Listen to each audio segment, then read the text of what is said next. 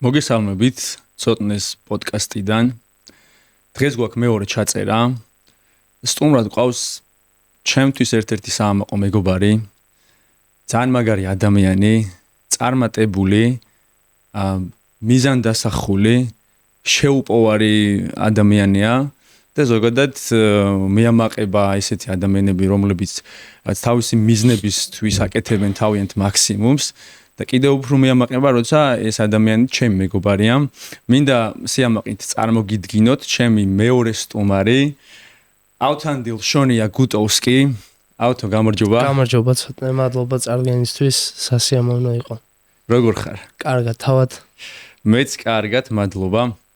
ჩვენ სფეროში ვინც მოღვაწეობს, სამეჯლისო სპორტულ სფეროში, შენი წარმატებები და შენი მოღვაწეობა ყველამ კარგად იცის, თუმცა ჩვენს პოდკასტს დარწმუნებული ვარ უყურებს ისეთი ადამიანი, რომელსაც შეიძლება ჯერ არ ქონდეს გადაკვეთა ამ სფეროსთან. ვინ არის ავთო შონია? საიდან დაიწყო სამეჯლისო სპორტული ცეკვები და ზოგადად მისთვის რა არის ეს სფერო? გამარჯობა კიდევ ერთხელ. მე ვარ ავთო შონია, 25 წლის. სამეჯლისო ცეკვების ცეკვა დავიწყე 11 წლის ასაკში, მაგრამ სანამ სამეჯლისო ცეკვებს დავიწყებდი, ქართულ ცეკვებზე დავდიოდი, რამაც კარგად მომამზადა, ესე რომ ვთქვა, სამეჯლისო ცეკვების შესასწავლად. სიმართლე გითხრა, არასდროს არ მიფიქრია იმაზე, რომ როდესმე სამეჯლისო ცეკვებს ვიცეკვებდი, იმიტომ რომ ქართულ ცეკვებზე რომ დავდიოდი, ისე მიყვარდა ქართული ცეკვები, ყოველთვის ვიძახდი, რომ 80 წლამდე სავარაუდოდ ქართულ ცეკვებს ვიცეკვებდი. სამეჯლისო ცეკვებზე აღმოჩნდი სრულიად შემთხვევით. ფორტეპიანოზეც დავდიოდი, სადაც ერთ გოგონასთან ერთად უკრავდი 4-ხელში. და ამ გოგონას ბებია მოვიდა ჩვენთან, მე და ჩემ ძმასთან და გითხრა, რომ ისეთი ლამაზი თვალები გაქვთ, რომ სამეჯლისო ცეკვებზე უეჭველი უნდა იაროთო.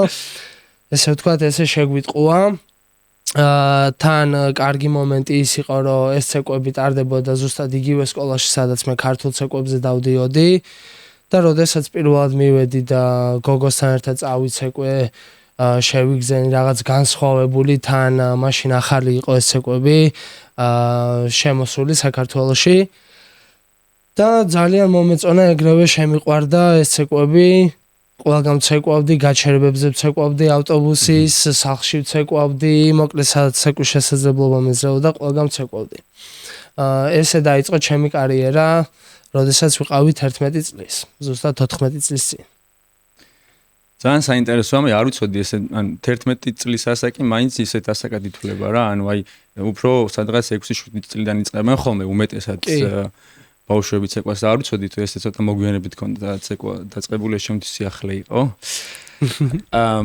ზოგადად მე მქონია ჩემი მოსწავლეების მშობლებთან საუბარი და ნუ ეხა ვინც ჩვენ სფეროშია, ასე თუ ისე ესმის რა არის სამეჯლისო სპორტული ცეკვები, თუმცა მე მაინც მიწევს ხოლმე განმარტება და ესე ვუხსნი ზოგადად მშობლებს, რომ და ადამიანებს ვისანაც ამ თემაზე საუბარი მაქვს.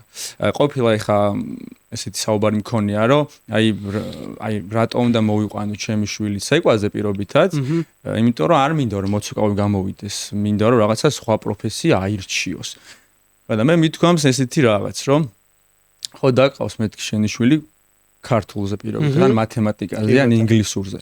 ეს აპრიორში იმას ხო არ ნიშნავს, რომ რაღაც შენ პირობითად დაკავს მათემატიკაზე, ბავშვი აუცილებლად მათემატიკოსი უნდა გამოვიდეს, ან ინგლისურზე თუ დაკავს, ინგლისურის ფილოლოგია უნდა გამოვიდეს, ხო? უბრალოდ ეს ადამიანს უყალიბებს, უნარჩვევებს, პირობითად, რავი, მათემატიკას ხარ აზროვნებას, ინგლისურ ენაზე რომ დადიხარ, უცხო ენა იცი და სხვა სფეროს თუ გაყვები, რაც არ უნდა იყოს, მაინც წაგადგება საომალო ცხოვრებაში. ანალოგიურად აქ სამეჯლისო სპორტულ ცეკვებსაც რაღაც ღირებული თვისებები, რომლის შემთხვევაშიც, ანუ თუ ეხა არ არის აუცილებელი, რომ მაინც და მაინც პროფესიად აირჩიოს ადამიანმა, ხო, ეს სფერო. ჩემი გამოცდილებიდან ძალიან ბევრი ღირებული თვისება ჩაომიყალიბა სამეჯლისო სპორტულმა ცეკვებმა. და შენი აზრი მაინტერესებს ამასთან დაკავშირებით. სამეჯლისო სპორტული ცეკვები რა ღირებულებებს უყალიბებს ადამიანს და ავთოშონიას როგორ ჩამოაყალიბა ამ სფერომ, როგორც აი დღევანდელი პიროვნება დღეს როგორიც არის? თავიდან შეკითხვა იყო რა არის ჩემთვის სამეჯლისო ცეკვები. ჩემთვის მინდა დავიწყო იქიდან, რომ სამეჯლისო ცეკვები არის მთელი ჩემი ცხოვრება. რადგან როდესაც ცეკვა დავიწყე, სრულიად შეიცვალა მთელი ჩემი ცხოვრება. პირველ რიგში დავიწყებ იქიდან, რომ ეს არის დისციპლინა, რაც რა თქმა უნდა როგორც ცეკვებში, ასევე ცხოვრებაში გვეხმარება იმისათვის, რომ მივაღწიოთ დასახულ მიზნებს. ყოველდღიური ვარჯიში, ეს არის ხელოვნება, ხელოვნებასთან ერთად ეს არის სპორტი, სადაც ფიზიკურ აქტივობას ვატარებთ, მივდივართ ცეკვავთ, ვარჯიშობთ. გარდა ცეკვისა, ცხოვრება ურთიერთობასაც გვასწავლის სამეჯლისო ცეკვები. ესე იგი ვთქვით დისციპლინა, ხელოვნება, სპორტი, ურთიერთობა, ასევე წარმოსახვის უნარს გვინვითარებს სამეჯლისო ცეკვები, რადგან როდესაც ცეკვავთ უნდა გადმოვცეთ რაღაცა ისტორია, ამ ისტორიას ვაზიარებთ ჩვენს მეწყვილესთან ერთად, ამიტომ ყველა ცეკვას თავისი ისტორია აქვს, ამიტომ ეს ხასიათი რომ გადმოვცეთ, რაღაც წარმოსახვის უნარი უნდა გაგვეჩნდეს, რომ ეს ემოციები გადმოვცეთ ცეკვებში. გეთანხმები აბსოლუტურად. მე ჩემი მხრიდან დავამატებდი კიდევ იმას, რომ ეს სფერო ისეთია და ზოგადად სპორტი ისეთია, რომელიც გასწავლის საკუთარ თავზე მუშაობას. კი ბატონო. ჩვენ სამეჯლისო და სპორტული ხარიდან მოტანილი სიტყვები არ არის, არის როგორც ხელოვნება, არის ასევე სპორტი. სპორტის ერთ-ერთი დამახასიათებელი თვისება არის ის, რომ გასწავლის საკუთარ თავზე მუშაობას. არ არსებობს სპორტსმენი და არ არსებობს მოცეკვავი, რომელსაც მარცხი არ განუცდია. თუმცა გასწავლის მარცხის სწორად მიღებას. გასწავლის მერე ეს შენი მარცხი როგორ აქციო ისეთ გამოცდილებად, რომ მერე ორმაგი და 10 მაგი ენერგიებით უფრო მაგრად შებერო ესე რომ ვთქვათ რა. კი, ეგრე არის. ჩემთან მიმართებაში, აი ჩემი ძმაც, მამა ჩემიც ამ სფეროს მიმდევრები არიან ესე რომ ვთქვათ და მასწავლა საპირისპირო სქესთან ურთიერთობა, ჯელტმენობა ესე რომ ვთქვათ. და ვფიქრობ, რომ ძალიან ბევრი ღირებული თვისება ჩაომიყალიბა სამეჯლისო სპორტულმა ცეკვებმა. და ანუ ამისთვის ძალიან მადლიერი ვარ, ეს ჩემი მშობლების ძალიან დიდი დამსახურებაა, რომ მე ამ სფეროს გავყევი. ავთოსთვის რა როლი აქვს და როგორ გამიჯნავდა კაცის და ქალის როლს სამეჯლისო სპორტულ ცეკვებში და რა მნიშვნელობა აქვს ამ ყველაფრის სწორად გააზრება მოცეკვავეებისთვის. როგორც ვთქვი, სამეჯლისო ცეკვების ცეკვა მეწყვილესთან ერთად ხშირად გვახსენებს ცხოვრებისაულ რაღაც მომენტებს. მეწყვილეს რაც შეეხება, ხშირ შემთხვევაში სამეჯლისო ცეკვას ვინც ცეკვავს, ეგ წყვილები ერთად არიან ხოლმე. იქიდან გამომდინარე, რომ ძალიან ხშირად უწევთ საზღვარგარეთ ფრენა ერთად, დიდი დროის ერთად გატარება, კონკურსების სბორები, საცეკვაო სბორები და აქედან გამომდინარე რაღაცნაირად ურთიერთობას იწყებენ ხოლმე. ჩემი აზრით ხშირ შემთხვევაში ესეთი ურთიერთობა და საქმე ურთიერთობასთან ერთად სრულდება არც ისე კარგი ამბავით, ჩემი გამოცდილებიდან გამომდინარე ვიძახი ამას, რადგან როდესაც ყოველთვის ერთად ხართ, ძალიან რთულია საქმისა და ურთიერთობის შეხამსება ერთმანეთთან. რაც შეეხება ქალისა და მამაკაცის ურთიერთობას თუნდაც ცეკვებში და ასევე ცხოვრებაში, ჩემი აზრით, როდესაც ყოველმა ჩვენგანმა ვიცით როგორ უნდა მოვიქცეთ, ანუ როგორც მამაკაცმა ასევე ქალმა, რა არის ჩვენი ვალდებულება, რა არის ჩვენი პასუხისმგებლობა, ჩემი აზრით ყველაფერი იწყებს კარგად მუშაობას. როდესაც გადავდივართ ერთმანეთის რაღაც დაბრალებაზე, ცეკვებშიც ხშირად ხდება ხოლმე არის მომენტები, როდესაც რაღაც მოძრაობის განხილვას ვიწყებთ და მიდის მტკიცება ვინ არის მართალი და ვინ არ არის მართალი. სავარაუდოდ ჩემი აზრით ესეც აზროვნებაზე არის დამოკიდებული. მამაკაცი ცეკვებში რაც ძირითადად უცხოელებს მოსწონთ ხო, მაგალითად ქართველ მოცეკვავებში ის რომ ძალიან კაცურები არიან და ზუსტად შეუძლიათ გადმოცემა იმისა თუ როგორ უნდა მოეპყრან ქალს და კაცის როლი ცეკვებში არის იყოს მზრუნველი როგორც ცხოვრებაში იყოს როგორ თქვა gentleman-ი შენ თქმის არ იყოს გადმოსცეს წარადგინოს თავისი წყვილი, წარაჩინოს თავისი მეწყვილე. რაც შეეხება გოგოს დავალება არის უბრალოდ იყოს ცეცხლი, ესე რომ ვთქვათ, შეეძლოს გადმოცემა, ასევე, ცეკვები ძირითადად რაღაცა ემოციების გაზიარებასთან არის დაკავშირებული, ამიტომ, როდესაც გადიხარ პარკეთზე, როგორც ქალმა, ასევე კაცმა, მაქსიმალურად უნდა ვეცადოთ, გავაზიაროთ ის გზნობები და ის ურთიერთობები, რასაც თუნდაც ვარჯიშის დროს გრძნობთ. ხშირ შემთხვევაში ყოფილა ისეთი მომენტი, მე და ჩემი წყვილეს გვიჩხუბია და აი ამ გზნობებიდან გამომდინარე გავსულ ვარ შემდეგ კონკურსზე და პირიქით ძალიან მაგრად გვიცეკვია, იმიტომ რომ აი ეს რაღაცა ნება და ცეცხლი ყოველთვის იგრძნობოდა. ჩემი აზრით ეგ არის მნიშვნელოვანი ცეკვებში ქალმაც და მამაკაცმაც აი ეს გრძნობები და ეს ვნებები მაქსიმალურად წარაჩინოს პარკეტზე. გეთანხმები საინტერესო ახსნა იყო. მე სულ ვამბობ ხოლმე, რომ ზოგადად კაცის და ქალის როლს როცა ერთმანეთს ადარებენ ხოლმე, ეს ცალსახად მგონია, რომ უკვე არასწორი შედარება, იმიტომ რომ განსხვავებული როლები აქვთ, ესე რომ ვთქვათ. შესაბამისად, ეხა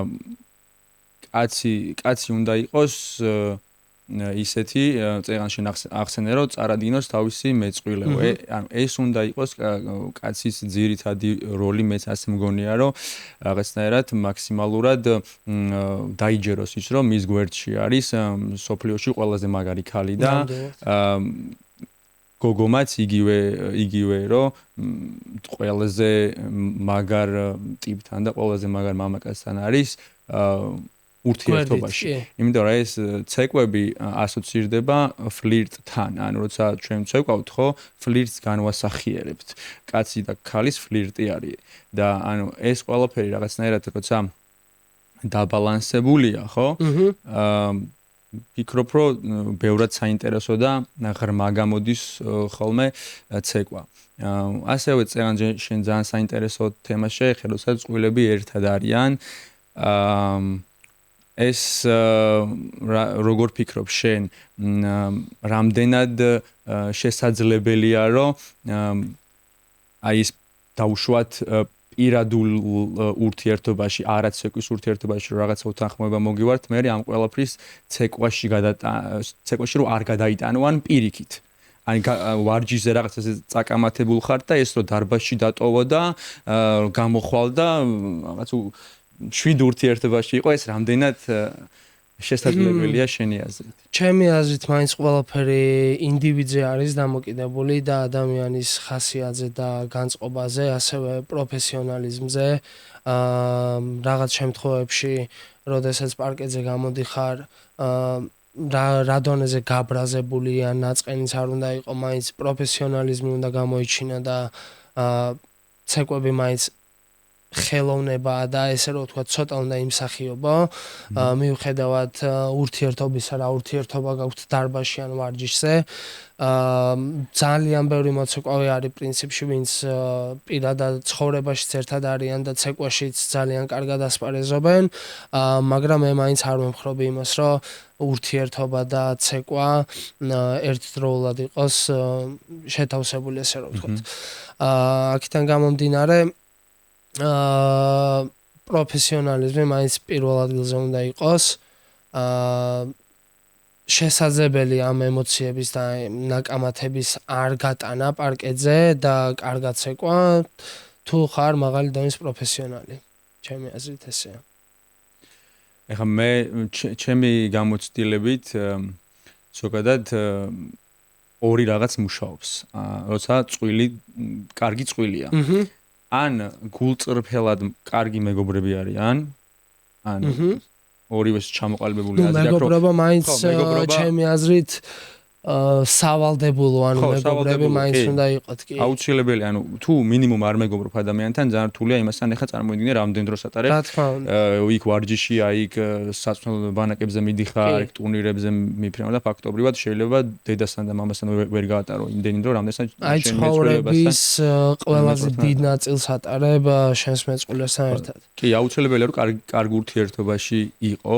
თუმცა მე მგონია რომ აი ეს მეგობრული დამოკიდებულება და ურთიერთპატივისცემა პირველ რიგში ეს უნდა იყოს ადამიანებს შორის, წყვილს შორის და მეორე ეს მუშაობს კარგად, უფრო კომფორტულია სამუშაოდ ესე რომ ვთქვა და წყვილური ურთიერთობების მე ამ გვირგვინდება ხოლმე ესე რომ ვთქვა შეოჯახებით და დაოჯახებით ან არა და იშლებიან ხოლმე ესეთი წყვილი იმიტომ რომ მეც მგონია რომ შესაძლებელია თუმცა რთულია დასაბალანსებლად რომ პირადი ურთიერთობები საქმეში არ გადაურიო მაგრამ მოსა ეხა ძალიან ხშირი გადაკვეთა გაქვს რთულია რა ნამდვილად თუმცა აი წეღან ახსენე კიდე ასევე აი ცეკვის დროს კამათი არ არსებობს წვილი რომ ნაკამათები არ კონდეს და ნაჩხუბი თუმცა აი ანუ ესე დროს მგონია ხოლმე რომ ზრდასრულ ასაკში ცოტა მეტი გონივრულობა გმართებს რა კუთხით ანუ არ უნდა ჩამოვიდეთ 15 წლის ბავშვის ასაკამდე როცა ვართ რაღაცა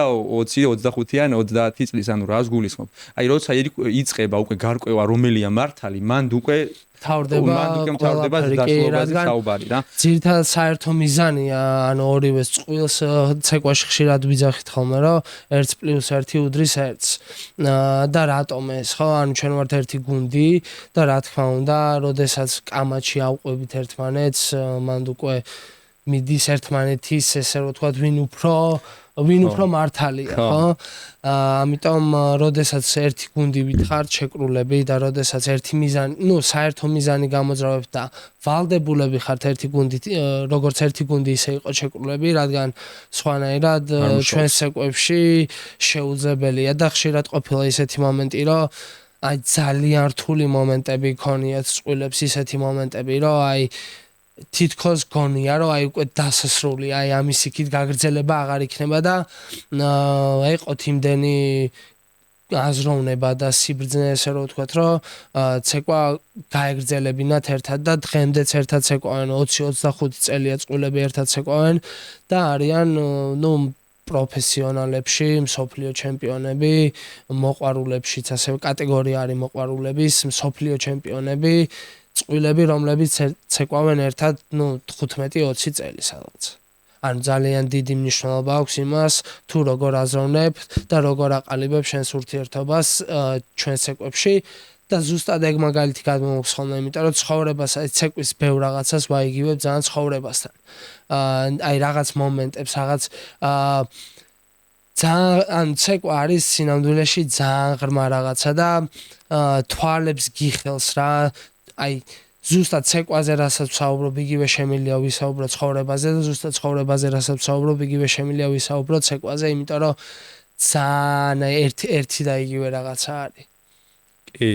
და ჩანს ადამიანი, როდესაც ცეკვავს, ჩანს მისი შინაგანი მდგომარეობა და რაღაცა როგორი ტიპაჟია ესე რომ ცეკვის დროს ეს ყველაფერი ჩანს ძალიან თვალნათლივ მით უმეტეს როცა ამ ყველაფერს გამოცდილი თვალი უყურებს და კიდე რა არის ეხა აი არაპროფესიონალის თვალით დანახული კიდე უფრო საინტერესოა ხოლმე, იმიტომ რომ ის ეხა პროფესიონალურად არ უყურებს და რაღაცა მისთვის რაღაცა ემოციური ფონი უფროა და საინტერესოა ხოლმე არამოცეკვავების მოსმენა, ზოგადად აი მე როცეკვავ ხოლმე მაგალითად და არამოცეკვავი ადამიანის შეფასება შემთთვის რაღაცა ზებას უტოვებ. ხო, ანუ იმიტომ რომ იმას სულ ბოდიში და ფეხზე კიდია შენი ფეხი როგორ დადგი და მუხლი როგორ გაჭიმე და ანუ თავარია რა ემოცია მიიტანა იმ ადამიანამდე რა და როგორი ღრმა იყო შენი ცეკვა და ეს ყველაფერი შენთან თუ შინიდან ღრმა არ ახარ და შენთან თუ რაღაცა ნაცხოვრები არ შეგიძლია თან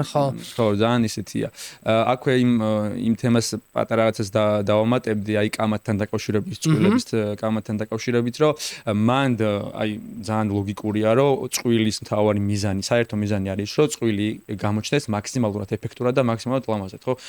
ბიჭსაც და გოგოსაც ეგ მიზანია.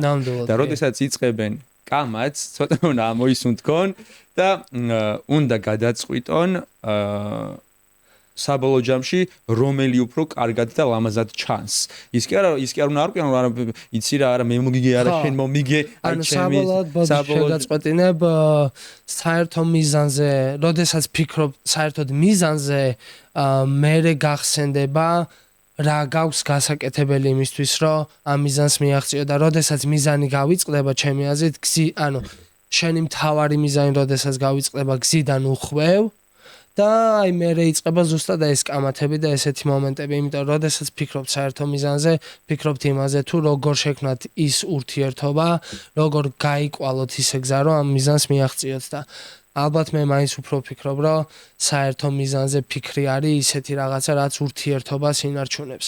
იმიტომ რომ მქონდა ეხა ცოტა ხნის წინ მომიწია მეწყვილესთან დაშორება და იყო ისეთი მომენტი, როდესაც აი გვეგონა რომ აი უკვე დასასრული იყო და აი ვამბობდი რომ მეთქი მოდი მაინც კიდევ ერთხელ ვცადოთ, მოდი რაღაცა შევცვალოთ ჩვენ თავში, მაგრამ ადამიანები განსხვავებულები არიან, ზოგს არ მოსწონს ის სიტუაცია და ზოგი არ არის მაგალითად მზად რომ ამ ნაბიჯზე წამოვიდეს და გააგრძელოს, იმ დონეზე რთულია ზოგი ადამიანისთვის, ზოგი ადამიანი მზად არის რომ ყველაფერი გაიღოს ცეკვისთვის, რომ ან თავისი მიზნისთვის რომ მიაღწიოს რაღაცას.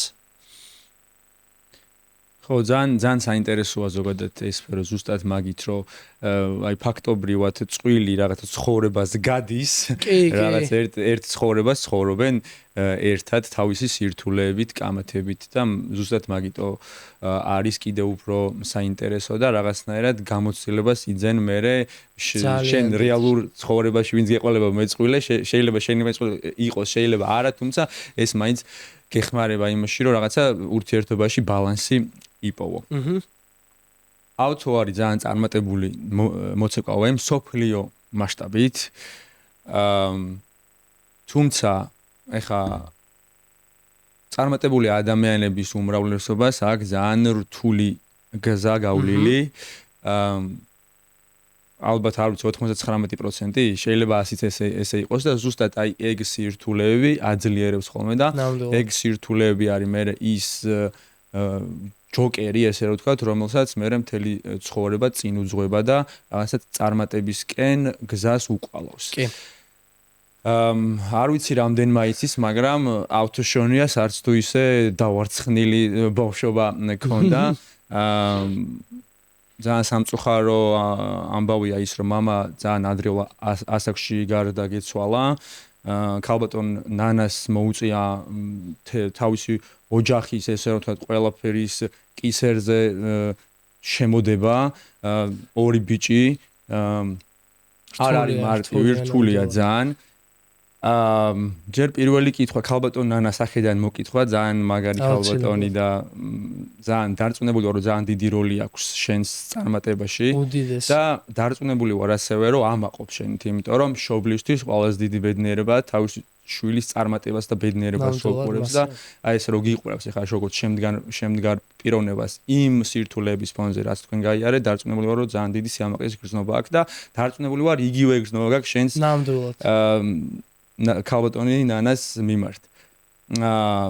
ჯერ მაინტერესებს მამა როგორ გახსოვს, აი რა ასაკში იყავი, როგორ გარდაგეცვალა? 5 წლის ვიყავი, როდესაც მამა გარდამეცვალა. დედა ჩემი დარჩა მარტო, დედა ჩემი იყო მაშინ 24 წლის.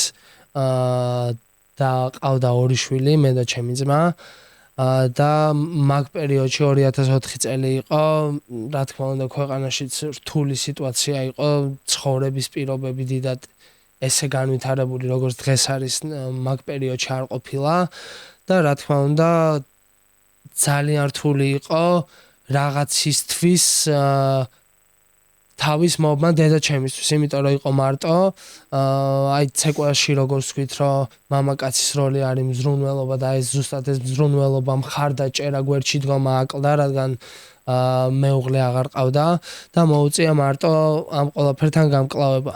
ცეკვები არის ძირითადად ძალიან დიდ ხარჯებთან დაკავშირებული და ეს ყველაფერი რა თქმა უნდა გავიგეთ ჩვენ უკვე ბოლოსკენ ანუ შენ თუ პროფესიონალურად გინდა განვითარდე და იცეკვა ძალიან დიდ ხარჯებთან არის დაკავშირებული, ხშირად გიწევს გასვლა საზღვარგარეთ, რომ მიიღო მონაწილეობა მაღალი დონის ტურნირებზე, რაც სავალდებულოა ჩემი აზრით, იმიტომ რომ საქართველოში კი კარგი ცეკვის დონე არის ნამდვილად, მაგრამ თუ გინდა რაღაცა სერიოზულის მიღწევა, აუცილებლად უნდა იარო საზღვარგარეთ ტურნირებზე და დედა ჩემი რითიც მართლაც ძალიან ვამაყობ, უნკლავდებოდა ამ ყველაფერს მარტო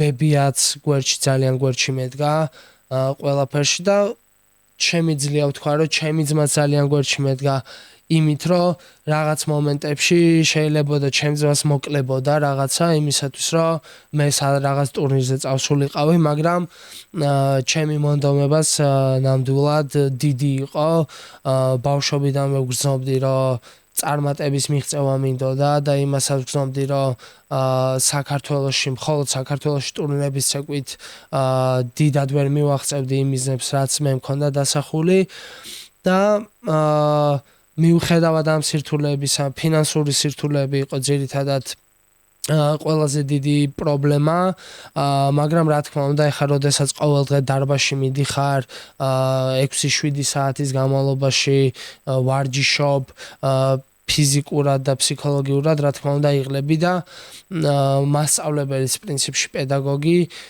რომელიც შენგან ითხოვს, ბავშვობის ასაკში დიდად ვერ აანალიზებ, რას ითხოვს შენგან და შეიძლება რაღაც ესეთი მასწავლებლის მინიშნებები რაღაც მომენტში შეიძლება უხეში მინიშნებებიც იყოს ისევ იმიტომ რომ შენგან ვითარდე უფრო მეტად თითქოს გთრგუნავს ანუ როდესაც პატარა ასაკში ხარ დიდად ვერ აანალიზებ რა მიზნით გეუნება მასწავლებელი რაღაც შენიშვნას და შეიძლება გულთან ახლოს მიიღო და ესეც სირთულედ მოგეჩვენოს მაგ პერიოდში თუმცა რაღაც დროის შემდეგ გავაანალიზე რომ სირთულეები არსებობს მხოლოდ ჩვენს გონებაში ჩვენს აზროვნებაში ჩვენ და ძალიან დიდი მნიშვნელობა აქვს იმას თუ როგორ შევხედავთ რაღაცებს რანაირი თვალით შევხედავთ ხო ანუ მე მაქსიმალურად ვცდილობდი რომ სირთულეები პირიქით უფრო мотиваციაში გადამეზარდა თან დედა ჩემის ესეთი შრომაც მაგალითი იყო ჩემთვის იმისა რომ სირთულეები არ არსებობს და ადამიანს თუ ნამდვილად უნდა რაღაცის მიღწევა ანუ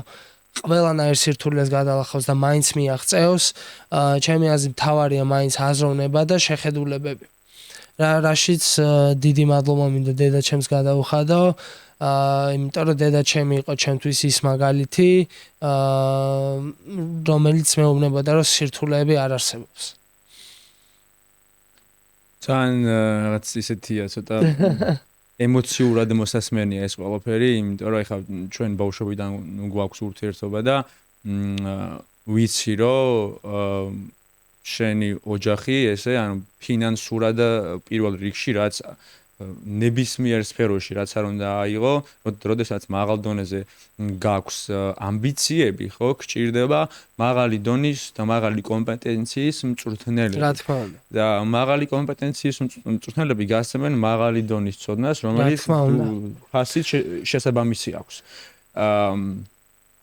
და როგორ შეძლო ავთომ აი ამ სირთულეებისგან გამომდინარე, თუნდაც ფინანსური, თუნდაც ის, რომ რაღაც მარტო ხელა დედა, აი როგორ შეძლო მაინც როგორ იპოვა ამის ძალა, რა აძლევდა მას мотиваციას, რომ აი რაღაცნაირად აი დღეს რო წარმატებული ადამიანია. მინდა აღვნიშნო, რომ პედაგოგს აქვს ძალიან დიდი მნიშვნელობა.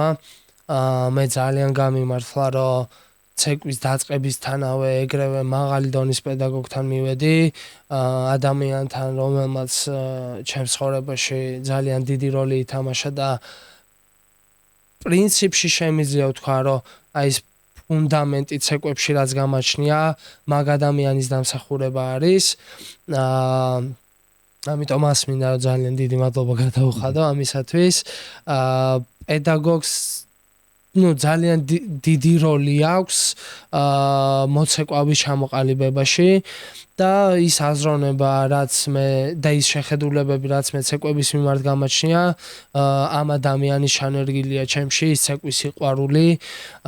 მახსოვს, იყო ხოლმე მომენტები, როდესაც ღამის 3 საათზე რაღაც ცეკვის ვიდეო შეიძლება ეჩვენებინა ჩემთვის, სულს და გულზებდა ყოველთვის იმისათვის, რომ ჩვენ წარმატებულები ვყოფილიყავით, მშობლების მხრიდანაც ზუსტად ესეთი თავდადება მქონდა და როდესაც ხედავდი როგორ მედგნენ ადამიანები გვერდით და როგორ უნდათ რომ წარმატებული ყოფილიყავი, მე თვითონაც პასუხისმგებლობას ვიღებდი და ისედაც მიყვარდა ცეკვები, ისედაც მინდოდა რომ რაღაცისთვის მიმეღწია, ან ცეკვაზე მოსვლის პირველივე დღესვე ვიგრძენი რომ აი ეს ცეკვები ჩემია, იმიტომ რომ აი რაღაცნაირად აი ხო იცი სიხარულისგან რაღაც ყელში ბუშტი დაგადგება, ისეთი ემოციები იყო რა პირველივე ვარჯიშიდან. და ჩემს გზაზე და ჩემს განვითარებაში ყველა ძალიან დიდი წვლილი მიუძღვის, მაგრამ რა თქმა უნდა მეც ჩემი მხრიდან მაქსიმალურად ვცდილობდი რომ ამ ადამიანების შრომა დამეფასებინა. ამიტომ რაღაცა გამოვიდა. ნამდვილად ძალიან დიდი როლი აქვს პედაგოგს და მწვრთნელს თითოეული ბავშვის აღზრდაში, ესე ვთქვათ, აი ფაქტობრივად მშობლის ტოლფასი როლი აქვს რა, იმიტომ რომ არა მარტო ცეკვას ასწავლის, ესე რომ ვთქვათ, რაღაცა ცხოვრებასაც გვასწავლიან და რაღაცა ძალიან мотивациას გაძლევენ რა, შენი მასწავლებლები ხა მე მაგალითად მქონია, მე ხა ჩემი მოსწავლეთ მშობელი მოსვლა და უთქვამს რომ აი ცოტნე თქვენი უფრო ესმის ჩემს შვილს კი რაღაცა მოდი რა თქვენ უხარით და რაღაც ესეთი ამბავიც ყოფილა და ძალიან მიხარია რომ გამოხატავ მადლიერებას იმ ყველაფრის მიმართ და იმ ადამიანების მიმართ ვინც შენში ჩადო ესე რომ ვთქვათ შრომა და ცეკვის სიყვარული და რა თქმა უნდა ეს არის team work-ი ესე რომ ვთქვათ რა, ეს ცალმხრივად არ მუშაობს ეხა ეს ყველაფერი, მასწავლებელი, შენი ჩართულობა, თვითონ მოცეკვავის და მშობელის რო ხელს გიწყობს, აი ეს სამი რგოლი როცა არის კარგად შეკრული. ანუ იმისათვის რომ წარმატებას მიაღწიო ჩვენს ცეკვებში, ჩემი აზრით ზუსტად ესეთი გუნდი გჭირდება, ფსიქოლოგიც პრინციპში ძალიან, ძირითადად პედაგოგი ირგებს ხოლმე ფსიქოლოგის როლს, მაგრამ ცალკე რო ყავდეს ფსიქოლოგი, ფიზიკური მომზადების პედაგოგი, ცეკვების რა თქმა უნდა, მშობლების მხარდაჭერა, რადგან ფინანსური მხარდაჭერა არის ძალიან მნიშვნელოვანი ამ ცეკვებში, საზღვარგარეთ სიარული, სწორი ტაქტიკა, სწორი ტურნირების არჩევა, იმისათვის რომ წარმატებას მიაღწიო ამ ცეკვებში, მართლა დიდი შრომის ჩადება გიწევს და დიდი ნაბიჯების გადადგმა გიწევს, რაშიც მე ნამდვილად გამიმართლა და მაინც მგონი გამართლების სიმართლე გითხრა, ესე რომ ვთქვათ, არ მჯერა, იმიტომ რომ აი ხა მინდა დავამატო, რომ მე მინდოდა მართლა სულით და გულით, რომ რაღაცა გამოსვლოდა და ჩემი აზრით ადამიანს თუ უნდა გამართლებაც მაგ ადამიანისკენაა. ამიტომ მე მართლა მინდოდა, მართლა სულით და გულით მინდოდა, ვგრძნობდი რომ ეს ცეკვები ჩემი იყო. ესეთი გუნდი მყავდა გვერდით, ესეთი მასწავლებელი მყავდა, რომელსაც მართლა უნდოდა რომ მეც განვითარებულიყავი, ჩემ მშობლებსაც რა თქმა უნდა იგივე უნდათ და რადგან ყველას გვინდოდა რომ წარმატებულები ყოფილიყავი და რაღაცისთვის მიგვეღწია, ესეც გამართლება ჩვენს მხარეს იდგა. ვინ იყო შენი პირველი პედაგოგი, ვინც შენში ესე ამ ხელა სიყვარული ჩადო ამ სფეროს მიმართ და როგორც ახსენე, ძირითადი ფუნდამენტი მისი დამსახურებაა და ავთო დღეს როგორც ცეკვავს, ესე რომ ვთქვათ, ძალიან დიდი როლი აქვს ამ ადამიანს. შემიძლია ვთქვა, რომ ეს ადამიანი იყო ცეკვებზე გაფანატებული ადამიანი, უნიჭიერესი ადამიანი, რომელსაც ხატვაც შეეძლო, კერვაც შეეძლო, რაღაც დიზაინის მოფიქრება შეეძლო, კონკურსებზე თმების და მაკიაჟის გაკეთება შეეძლო, როგორც ქალის ასევე კაცის ნაწილს ცეკვებში ძალიან მაღალ დონეზე ცეკვავდა და ეს უნიჭიერესი ადამიანი იყო როსტომ აროშვილი, ვისაც კიდევ ერთხელ მინდა დიდი მადლობა გადაუხადო ჩემი აღზრდისთვის. ანუ ამ ადამიანს მიუხედავად ყველაფრისა იყო რაღაც მომენტები, სადაც ჩვენი გზები გაიყარა, რა თქმა უნდა, მაგრამ ამ ადამიანის უდიდესი მადლობელი ვარ და მისი შრომა და მაგი ჩემთვის ძალიან ბევრს ნიშნავდა. მადლობა კიდევ ერთხელ. ძალიან მიხარია რომ გამოხატავ მადლიერებას ზოგადად იმ ადამიანების მიმართ ვისაც შენში აქვს ესე რომ ვთქვა ძალიან დიდი როლი რომ ხარ დღეს წარმატებული ადამიანი. იმიტომ რომ მე ესე მგონია რა, ეხლა რა თქმა უნდა ადამიანები ვარ და ნებისმიერ ადამიანთან შეიძლება რაღაცა ისე არ წავიდეს ურთიერთობა როგორც შენ წარმოგიდგენია, თუმცა ამ ყველაფრის ფონზე ხშირ შემთხვევაში ადამიანები რაღაცნაირად ბოროტდებიან ხოლმე რა და ადამიანს როდესაც ძალიან ბევრი სიკეთე აქვს შენს მიმართ გაკეთებული, სულ ნეგატიურად საუბრობენ ხოლმე რა და ჩვენ საკვებში მithumetes ძალიან განვითარებულია. ხო, ძალიან საუბარი, ცუდად საუბარი და ის მადლიერების შეგრძნება უნდა კონდეს ადამიანს მუდმივად, მნიშვნელობა არ აქვს რა სფეროში იქნები და როგორ დაგეხმარება ადამიანი. უნდა იყო მადლიერი და ძალიან მიხარია რომ შენგან აი ამ მადლიერებას ხედავ რა. და კიდევ ერთხელ ვიტყვი იმას, რომ არ აქვს ამას მნიშვნელობა, ეხლა დღეს ძალიან გადაბმული ურთიერთობა გაქვთ, ახლო ურთიერთობა თუ ცუდი ურთიერთობა, ყოველ შემთხვევაში როცა ქონდათ გადაკვეთა იმ ადამიანს შენთვის ღირებული რაღაცა გაუკეთებია და ეს უნდა გახსოვდეს და უნდა თქვა კიდეც რა და ძალიან გამიხარდა რომ ამ ყველაფერზე შენ მადლიერება მოკლედ გამიხარდა და ეჭვი არც მეპარებოდა ეხა იდეაში, იმიტომ რომ გიცნობ ეხა რა ადამიანიც ხარ და შენს და მეც ისეთი ტიპები ვართ რომ რასაც ვფიქრობთ იმას ვამბობთ რა, არ გვერდება არც კარგის და არც ცუდის თქმა. ეხლა მინდა კითხო ეხლა ამ სირთულეების ფონზე ყველაზე ესეთი დიდი სირთულე შენთვის აი თუ გახსენდება რამე ესეთი კონკრეტული რაღაც რაც იმ მომენტში შენთვის ყველაზე დიდ სირთულე დაღიქმებოდა და როგორ გადალახე ეს სირთულე? სირთულეებს რაც შეეხება, მახსოვს ერთხელ ტურნირი მქონდა ესპანეთში და ძალიან ისეთი ან რამე გრანდიოზული არ ყოფილა რა, პატარა ტურნირი იყო ესპანეთში და სანამ კონკურსზე გავიდოდი, ჩემ თავთან მქონდა რაღაც საუბრები რა და რატომღაც არ ვიცი რა მოხდა მაგ დღეს, რა მომივიდა, დავიწყე ჩემი თავის ან ჩემ თავზე ზედმეტად ფიქრი. ანუ რაღაც ნეგატიური ფიქრები მომაწვა, ნეგატიური აზრები მომაწვა და ანუ არ ვიცოდი ამ აზრებთან რა უნდა მექნა და ამ აზრება შემომიტია, რასაც ქვია და პარკეტზე გასვლის დრო როდესაც დადგა, პარკეტზე გასვლა მეშინოდა. ანუ ის იმ დონეზე დავიხვიე ჩემი თავი და ეს ჩემი ფიქრები და აზრები, რომ ვიძახდი რომ აი პარკეტზე ვერ გავალ ფიზიკურად, იმიტომ რომ მეშინია. რა მოხდა მაგ დღეს არ ვიცი, ანუ მაგ მომენტის გადალახვა იყო სირთულე, როგორც ასეთი, ასევე რავი, ძალიან ბევრი სირთულე არის სამეჯლისო ცეკვებში, ესე რთულია ამ ყველაფრის ახსნა, მაგრამ ძირითადად ურთიერთობებში გვხდება ხოლმე სირთულეები ცეკვის დროს, ასევე თუ რაღაც კონკრეტული გუნდი არ ყავს, რომელიც მხარს გიჭერს, რომელიც ცდილობს გაგაპიაროს, ესე რომ ვთქვათ, რაღაც ასპარეზზე წარგაჩინოს, ამ გუნდის გარეშეც რაღაცის მიღწევა ცეკვებში აი ძალიან რთულია. და პრინციპში ნებისმიერ კონკურსზე გასვლის წინ სირთულეს ვხვდებით, რადგან ეს არის დიდი პასუხისმგებლობა. პირველ რიგში შენი თავისგან ითხოვ მაქსიმუმს და ამ ყველაფერთან ჭიდილი ნამდვილად ძალიან რთულია.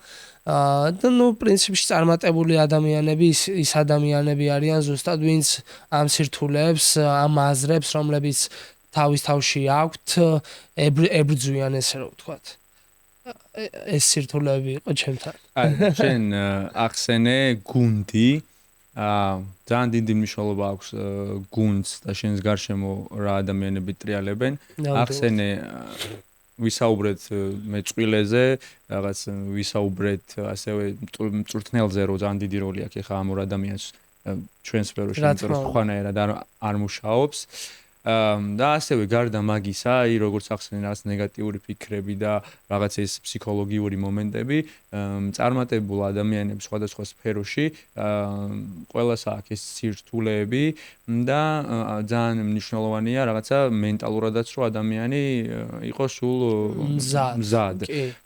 და აი ფსიქოლოგიო შენ ახსენე ცოტა ხნის უკან და მე ვფიქრობ რომ ფსიქოლოგთან ზოგადად სესიებიც რო გქონდეს როგორც მოცეკვავეს ან უბრალოდ როგორც ადამიანს ძალიან გეხმარება იმაში რომ რაღაცა შინაგანად გაძლიერდე და შენ თავი უფრო მეტად გაიცნო და რაღაცა მგონია რომ სულიერი რაღაც კუთხით ანუ სხვადასხვა რაღაც შეიძლება იყოს ახლა შეიძლება ვიღაცა დაუშვათ იოგათი იყოს დაკავებული ან რაღაც ესეთი რომ შინაგანის მშვიდე შეიგრძნო ახლა ჩემ შემთხვევაში მე მაგალითად მეხმარება ამაში რწმენა და მეხმარება ამაში ეკლესია და მეხმარება ამაში ჩემი მამაო რომელიც სულ რაღაცნაირად ესე სულიერად გვერდში მიდგას და ვფიქრობ რომ აი ამ კუთხითაც ძალიან მნიშვნელოვანია რა იმიტომ რომ ეხა ფსიქოლოგთანაც ქონია ეხა მე შეხება და ძალიან დამეხმარა ასევე აი როგორც ვახსენე ჩემი მამაოც ძალიან გვერდში მიდგას ხოლმე რაღაც კუთხით ძალიან კარგ და საინტერესო რჩევებს მაძლევს ხოლმე მოვიკითხავ აქედან დანილასაც და მოვიკითხავ мама ელგუჯასაც მოკლედ ჩემ ცხოვრებაში ძალიან მნიშვნელოვანი ადამიანები არიან ესენი სწორ დროს კარგად ესე აი რაღაცა შემავს ესე რა ვთქვათ რა ასევე შენგან რაც მაინტერესებს შენი სახელი და გვარი არის ავთო შონია გუტოვსკი ძალიან საინტერესოა ეს ყველაფერი, იმიტომ რომ შენი ბიოლოგიური გვარი ესე რომ ვთქვათ, არც როგორ ვთქვა, არის შონია. და ძალიან საინტერესოა იგორ გუტოვსკის რა როლი აქვს შენს ცხოვრებაში და რამ გადაგაწყვეტინა, რომ მისი გვარი გეტარებინა და მე როგორც ვიცი, ნუ ლოგიკურიც არის უკვე გვარს რო ატარებ ადამიანსაც, მამასაც ეძახი და ძალიან საინტერესოა რა როლი აქვს ამ ადამიანს შენს ცხოვრებაში და შენს კარიერაში. 16 წლის ასაკში ისეთი სიტუაცია მოხდა, რომ მომიწია მეწყვილესთან დაშორება და მიწევდა საქართველოში დარჩენა. რაზეც ვფიქრობდი, რომ დიდად კარგი იდეა ჩემი ცეკვის განვითარებისთვის არ იყო. აქედან გამომდინარე, იგორი არის მსაჯი, იგორ გუტოვსკი არის ერთ-ერთი მსაჯი, რომელმაც მე და ჩემი მეწყვილე შეგვამჩნია საზღვარგარეთ რაღაც ტურნირზე და როდესაც დავშორდი მე მეწყვილეს და ვხვდებოდი რომ საქართველოში დიდად განვითარება ამ ცეკვების მიმართულებით მაგ პერიოდში არ მქონდა აქედან გამომდინარე იგორი იყო ის ერთი ადამიანი ვისთანაც ახლო ურთიერთობა მქონდა და მივწერე რომ მინდოდა იგორთან ზბორებზე ჩასვლა საცეკვაო ბანაკზე ჩასვლა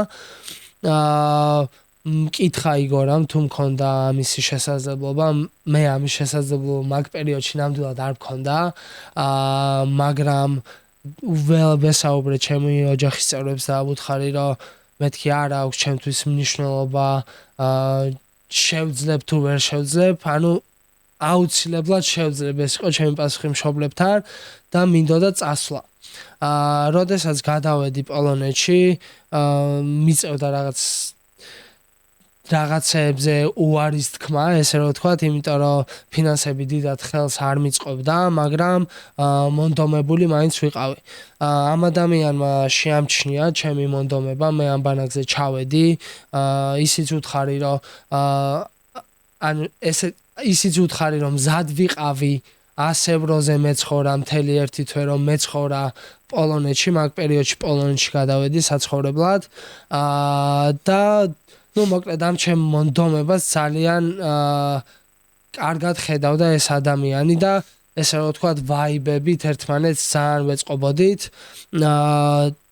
ჩემი დანახვისთანავე, რა თქმა უნდა, აქამდეც ვიცნობდით ერთმანეთს კონკურსებზე ხშირად ქონია ნამსაჯები ამ ადამიანს და ჩემი დამოკიდებულებიდან გამომდინარე ამ ადამიანმა გადაწყვიტა და ჩემი შესაძლებლობიდან გამომდინარე ამ ადამიანმა გადაწყვიტა, რომ გვერდში დამდგომოდა ძირითადად ისეთი ადამიანია, რომ ნიჭიერ მოცეკვავეებს გვერდში უდგას და ჩვენს ეკვებში ლეგენდა მოცეკვავე სლავი კრიკლივია და სლავი კრიკლივსაც რაღაც პერიოდში, როდესაც წარმატების გზაზე იდგა, გვერდში დაუდგა და მე მითხრა ესეთი რაღაცა, რომ როგორც თავის შვილს ისე მიყურებდა და როგორც სლავი კრიკლივს დაეხმარა თავის დროზე, ისე უნდოდა, რომ გვერდში დამდგომოდა და დამხმარებოდა და მაგ მომენტიდან ამ ადამიანმა დაიწყო ჩემი დაფინანსება, ჩემი ტურნირების დაფინანსება, ჩემი გაკვეთილების დაფინანსება,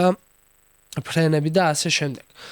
ყველაფრის და დროთა განმავლობაში ურთიერთობიდან გამომდინარე ისეთი კარგი ურთიერთობა ჩამოგვიყალიბდა, რომ მამასაც ვეძახდი და თვითონ შვილსაც მეძახდა და აქედან გამომდინარე შევიძინე ეს გვარი, ესე რომ ვთქვათ. ძალიან მაგარია, იმიტომ რომ შენაერი ნიჭიერი ადამიანი როცა არის და ცხოვრებაში გვერდში უდგას ისეთი ადამიანი, რომელიც აძლევს მის ნიჭს გაქანების და რეალიზაციის საშუალებას, ეს ყველაფერი ძალიან დიდი ჯილდო არის ცხოვრებიდანაც შეიძლება ესე ითქვას და მე მგონია რომ ეს ყველაფერიც ჰაერიდან არ მოდის, შენ ეს ყველაფერი დაიმსახურე და ეხლა დარწმუნებული ვარ რომ ის როგორც ახსენე დაინახა იმ ადამიანმა შენში მონდომება, შრომა, ნიჭი და მაგიტომაც დაგიდგა გვერდში და ძალიან მიხარია რომ შენს ცხოვრებაში გამოჩნდა ესეთი ადამიანი, იმიტომ რომ არის ხოლმე ცხოვრების რაღაც ეტაპებზე რომ აი თუნდაც პატარა ადამიანის, თუნდაც პატარა ხელის წაკვრა, ისე რომ ვთქვათ, ძალიან ბევრი რაღაცას ნიშნავს და შენ ცხოვრებაში იგორი გამოჩნდა ამ კუთხით და რა თქმა უნდა, მადლიერი ხარ, ვიცი 100% მაგ ადამიანის რომ და ძალიან დიდი როლი აქვს შენს კარიერაში. კი, შემიძლია ვთქვა, რომ საკვანძო როლი აქვს ჩემს კარიერაში, იმიტომ რომ მიუხედავად იმისა, რომ ფინანსურად მეხმარებოდა, ასევე ესე უხეშად რომ ვთქვათ, ჩვენს ეკვებში მნიშვნელოვანია კონდეს პოლიტიკა და კონდეს რაღაცა კონტაქტები, აიღო ხშირად გაკვეთილები პედაგოგებთან, რომლებიც მერე სამომავლოდ მსაჯობენ ტურნირზე და წარაჩინო შენი თავი, რაშიც ეს ადამიანი მაქსიმალურად ამეხმარა, რადგან თვითონაც ესეთი წარმატებული ადამიანია და თვითონაც ძალიან ბევრი წარმატებული მოსწავლე ყოლია. ჩემი აზრით ეს ადამიანი რომ მე გვერდით არ მყოლოდა, ძალიან გამიჭირდებოდა წინსვლა. ავთოს ძალიან ბევრ ქვეყანაში აქვს ნაცხოვრები, ესპანეთი, პოლონეთი, დუბაი, საუდის არაბეთი, კიდე რამე არ გამომჩნევს, უკრაინა და ეხლა ხარ ავსტრიაში. შენი სამომავლო გეგმები როგორია აპირებ ავსტრიაში დარჩენას თუ კიდე გეგმავ? რამე ქვეყნის შესაძლოა? ასევე ჩემი ცეკვებისთვის, ჩემი ცეკვების გამო ადრეულ ასაკში მომიწია საქართველოს დატოვება. 15 წელს ვიყავი, როდესაც პირველად პოლონეთში გადავედი და მეწყვილეების ცვლილების გამოც მიწევდა ხოლმე სხვადასხვა ქვეყნებში სიარული, რაც ძალიან რთულია, რადგან ყოველ ახალ ქვეყანაში ახალ კულტურას ეცნობი და ახალ ხალხთან გაქვს შეხება და როდესაც რაღაც 1 წლის პერიოდს ატარებ მაგალითად მაგ ქვეყანაში და მე სხვა ქვეყანაში გიწევს გადასვლა და ისევ გადაბარგება გეცოდინება ალბათ როგორია სახლიდან აბარგება და სხვა სახლში გადაბარგება აქედან გამომდინარე რთული იყო ცოტა და ვიფიქრე რომ საქართველოში ჩამოსულიყავი 2022 წელს, როდესაც უკვე უკრაინაში ვცხოვრობდი და საქართველოში გამეკეთებინა რაღაც 1 წლიანი ყოფნის შემდეგ საქართველოში მივხვდი რომ ჯერჯერობით მაინც უკეთესი იქნებოდა საზღვარგარეთ წავსულიყავი და ნამდვილად ვისურვებდი საქართველოში ყოფილიყო ისეთი ცეკვების სკოლები და ისეთი ცეკვების დონე რომ ვისაც დიდი წარმატების მიღწევა უნდა საზღვარგარეთ წასვლა არ ჭირდებოდეს ამა ჯერჯერობით ახლა ვცხოვრობ ავსტრიაში, ვენაში, ულამაზესი ქალაქია, მინდა ვთქვა, ძალიან დაკავებული ვარ ვარჯიშით, მუშაობით, გაკვეთილებით, ფრენებით. ისიც მინდა აღვნიშნო, რომ როდესაც ამ ცეკვებში რაღაც წარმატებას აღწევ, ის თანხები, ის ფინანსები, რაც კი ჩადებული აქვს ადამიანს, ნამდვილად უკან იღებს და მინდა აღვნიშნო ის, რომ ძალიან ძვირიანი სფერო არის ჩვენი ცეკვები და გაკვეთილში მიახლოებით 45 წუთში ისეთ პედაგოგებთან, რომლებიც ცეკვებში ნამდვილად ლეგენდები არიან, მიახლოებით 180-200 евро ღირს და ნუ სავარაუდოდ ამ დონემდე ისე იმას რომ ესეთი დონის მასწავლებლებთან გაკვეთილი აიღო, ცეკვით მისვლაც სჭირდება, რაღაც გამოცდილება სჭირდება და ავსტრიაში თავს ძალიან კომფორტულად ვგზნობ, რადგან ესეთი შესაძლებლობები მაქვს ვარჯიშის, მუშაობის, ფრენების და ასე შემდეგ. ძალიან მიხარია რომ ესე აქტიურად ხარ დაკავებული და ეხლა მე ისიც ვიცოდი, რომ შენ ესე აქტიურად ხარ ჩართული მაგ კუთხით. მე ხა ის რაც ახსენე ეს ტოპ მწვრთნელებთან გაკვეთილები ეს ძალიან მნიშვნელოვანი საკითხია. მაგრამ ასევე მინდა ვთქვა, რომ მაგას ჭირდება როგორც შენ ახსენე შესაბამისი დონე.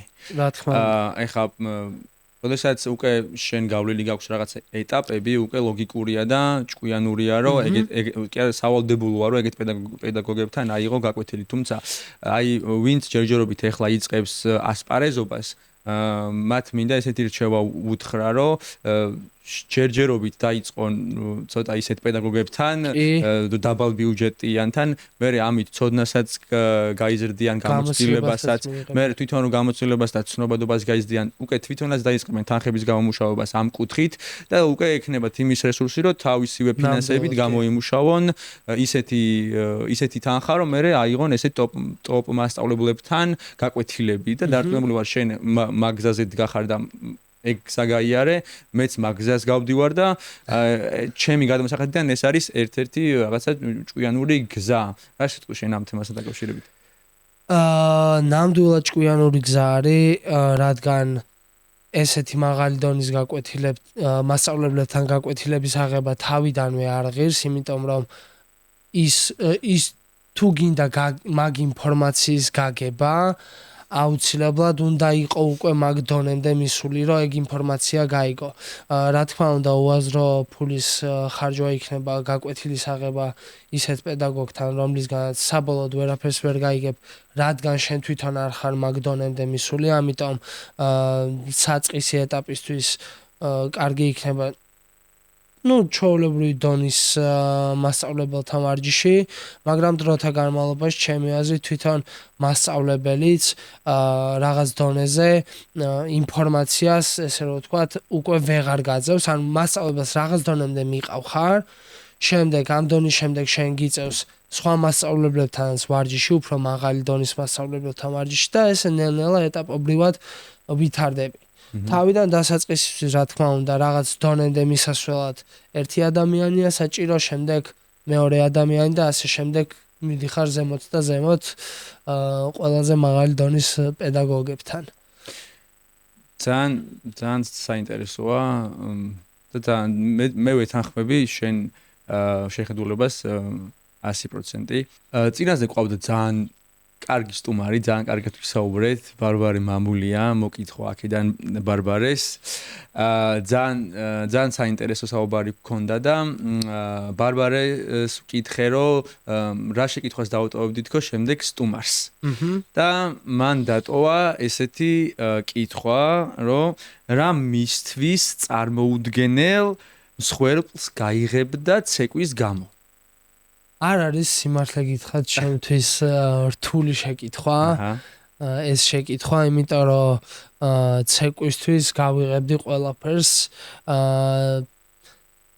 ალბათ ცეკვაზე მეტად ან ჩემი მიზნისთვის, იმიტომ რომ ბავშვობიდან მქონდა დასახული ის მიზანი, რომ წარმატებული ადამიანი ვიყოფილიყავი საერთოდ. დროთა განმავლობაში მივხვდი, რომ სამეჯლისო ცეკვები ჩემი ცეკვებია და მინდა რომ ამ ცეკვებს გავყვე, ანუ რადგან საქართველოში დავიწყე ცეკვა, დიდად არც ვფიქრობდი, რომ შეიძლება ესეთი ლეგენდარული მოცეკვავები შემხედროდნენ ჩემს ცხოვრების გზაზე, ან მათთან რაიმე სახის კონტაქტი მქონოდა. ჩემთვის, როდესაც ცეკვა დავიწყე, წარმოუდგენელი იყო ეს ყველაფერი. და რაღაც დროის შემდეგ ამ ადამიანებსაც შევხვდი, რაღაცა გზა გამოვიარე და მივხვდი, რომ ჩემი მიზანი არის ჩემთვის ყველაზე მნიშვნელოვანი. აქედან გამომდინარე, ცეკვისთვის ისედაც ჩემი აზრით ბევრი რაღაც გაღებული, გაცემული, არა მარტო ჩემი მშობლებისა, ჩემი პედაგოგებისაც, მეწყვილეებისაც, ანუ დიდი შრომა არის და ამისთვის ბევრი რაღაცის გაღება არის საჭირო. ხშირ შემთხვევაში დათმობებზე წასვლაც საჭირო არის, კომპრომისების პოვნაც საჭირო არის. ამისათვის ამიტომ ჩემი ცეკვებისთვის მზად ვარ გავიღო ყველაფერი. ჩემი მიზნისთვის ვარ მზად გავიღო ყველაფერი და დარწმუნებული ვარ ყველაფერი იქნება ძალიან მაღალ დონეზე. აუცილებლად. ეგეთი შემართებით ყველაფერი ძალიან მაგრად არის და კიდევ უფრო მაგრად იქნება. დარწმუნებული ვარ, იმიტომ რომ გიცნობ, როგორი მიზან დასახული ადამიანიც ხარ და შეუპოვარის და მიდიხარ ქებით წინ და დარწმუნებული ვარ, რომ ესე გაგრძელდება სანამ იმ ყველაფერს არ მიიღებ, რაც შენ გინდა და წარმატებები შენს გზაზე, ესე რომ ვთქვათ. ავთო როგორც უკვე გამოცდილი და წარმატებული მოცეკვავე და ახლად დაწყებული პედაგოგობაც მაინტერესებს რა რჩევას მისცემდა თავისი გამოცდილების ფონზე ქართველ მოცეკვავეებს და მწვრთნელებს. მინდა აღვნიშნო, რომ ქართველი მოცეკვავეები ძალიან ნიჭიერი მოცეკვავეები არიან. ჩემი რჩევა იქნებოდა ქართველი მოცეკვავეებისთვის უფრო ხშირად გამოსულიყვნენ ტურნირებზე, რომლებიც ტარდება საზღვარგარეთ და უფრო მეტად ენახათ თუ რა ხდება საზღვრებს გარეთ ამ ცეკვებში, რადგან ნამდვილად მაღალი კონკურენცია არის და ბევრი ნიჭიერი ქართველი, ჩემი აზრით, ქართველი მოცეკვავე საქართველოში სამწუხაროდ იკარგება, იმიტომ რომ არ აქვთ შესაბამისი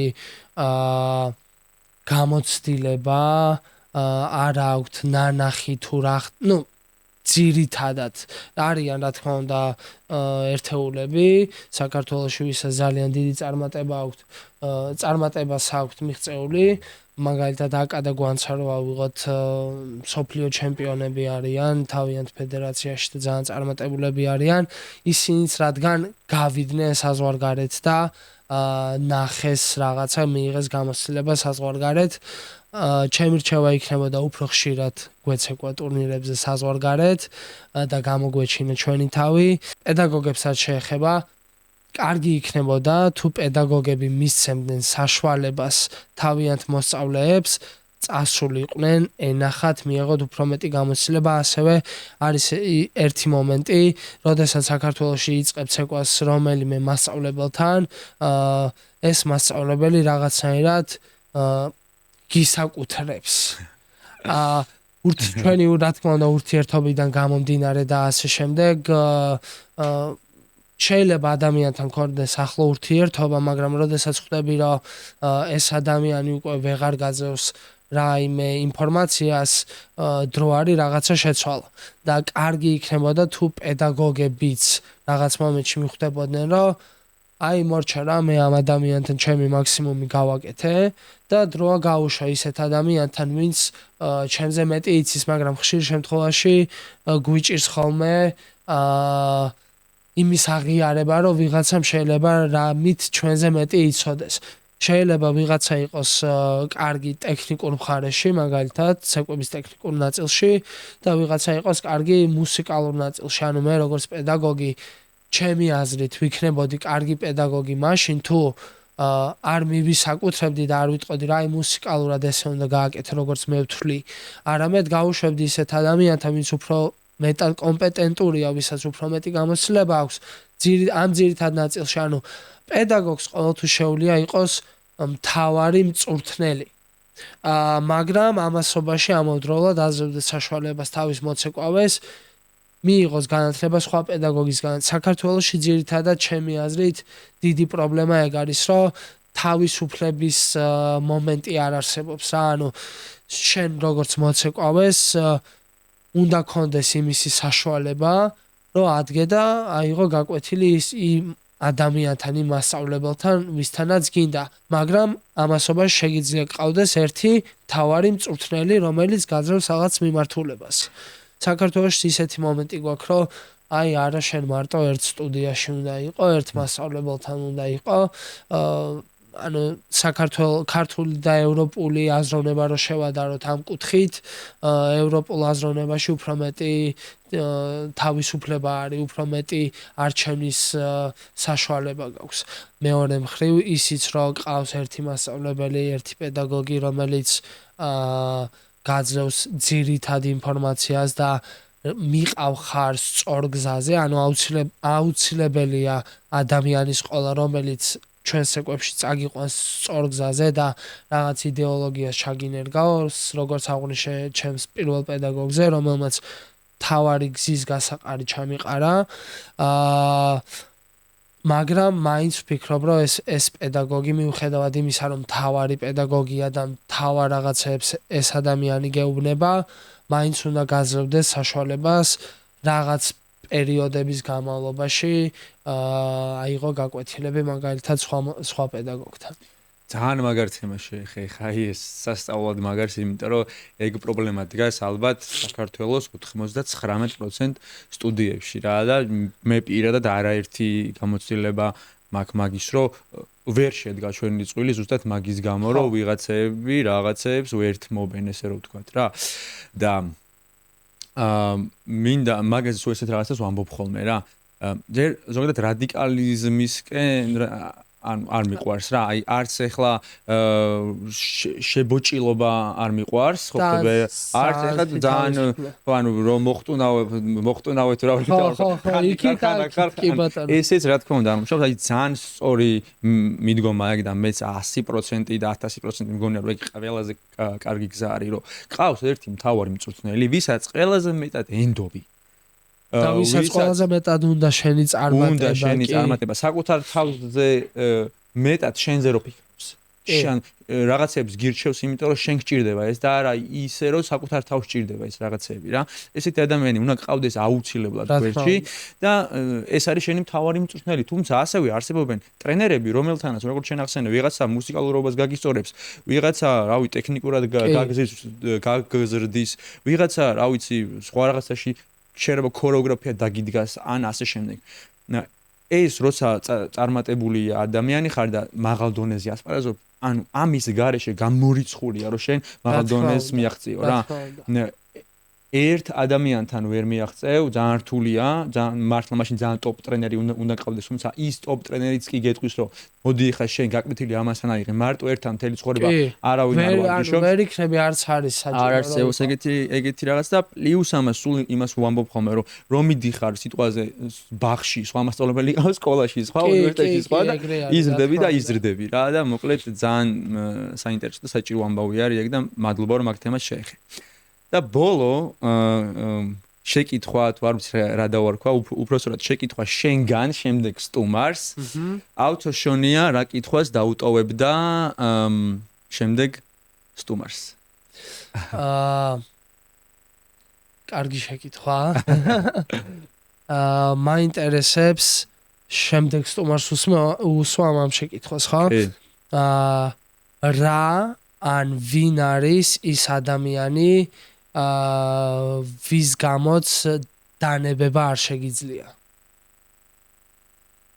ანუ ის ინსპირაციას ვინ აძლევს, ხო? რა არის ისეთი ვიღაც ან ისეთი რაღაც, რის გამოც ანუ ხელებს ვერ ჩამოყრის, ანუ არ გაჩერდება გაგრძელებს წინსვლას.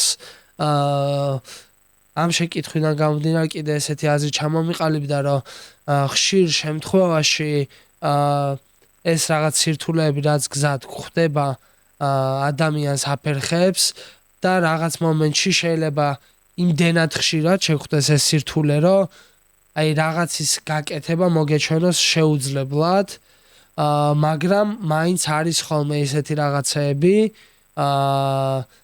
რაზეც ჩვენ ვფიქრდებით და რაც არ გვაძლევს გაჩერების საშუალებას და აი შემდეგი სტუმარისთვის იქნება ეს შეკითხვა, რა არის ის ერთი რაღაც, რაც გაჩერების და დანებების და ხელის ჩამოყრის საშუალებას და უფლებას არ გაძლევს. ძალიან მაგარი კითხვაა მართლა. მადლობა ამ შეკითხვისთვის. ძალიან დიდი მადლობა. მოკლედ ძალიან კაი გამოვიდა ეს მგონია და კიდე ერთხელ მოკლედ უღრმესი მადლობა. მადლობა შენ. მოსვლისთვის, როგორც ყოველთვის საინტერესოდ ვისაუბრეთ, მე ასე მგონია, წარმატებები მოკლედ შენ გზაზე და დარწმუნებული ვარ, რომ კიდევ დიდი შენი მიზნები წინ არის და აუცილებლად ყველაფერს მიაღწევ. დიდი მადლობა ცოტნე დაპატიჟებისთვის, ასიამოვნა იყო ჩემთან შენთან საუბარი ერთად.